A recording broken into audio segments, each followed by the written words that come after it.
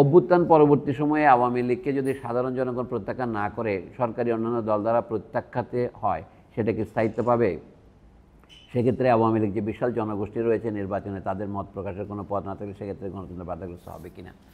না, আপনার বুঝে প্রত্যেক মানুষে ভোট দিতে পারবে, এমনকি আওয়ামী লীগেররাও ভোট দিতে পারবে, কিন্তু যে ভোটে দাঁড়াতে হলে যে ন্যূনতম যোগ্যতা লাগে, যেমন ধরেন যে ট্যাক্স ফাঁকি দিয়েছে, তাকে কি ভোটে দাঁড়াতে দেবেন আপনি?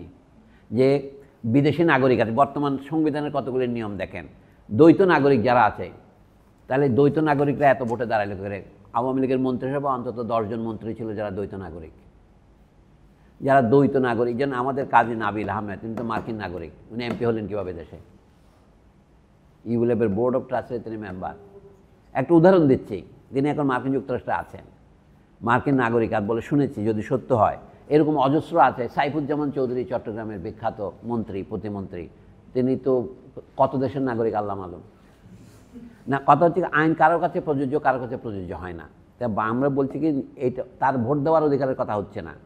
মার্কিন নাগরিক হলে ভোট দিতে পারবে, কিন্তু আপনি আইন করেছেন পারবেন না। যেমন 35 বছর না হলে রাষ্ট্রপতি হওয়া যায় না, 25 বছর না হলে ভোটে দাঁড়ানো যায় না, কতগুলি নিয়ম আছে। তো সেই নিয়মের ক্ষেত্রে হতে কি, আওয়ামী লীগের যে বিশাল জনগোষ্ঠী আছে, আওয়ামী লীগের জনগোষ্ঠী কত আছে আপনি জানেন কীভাবে? আওয়ামী লীগের যারা খেয়েছে পড়েছে তারা আওয়ামী লীগের, অথবা ওবায়দুল কাদেরের ভাষায় যারা হাইব্রিড আওয়ামী লীগের, বহু রকমের আওয়ামী লীগের আছে।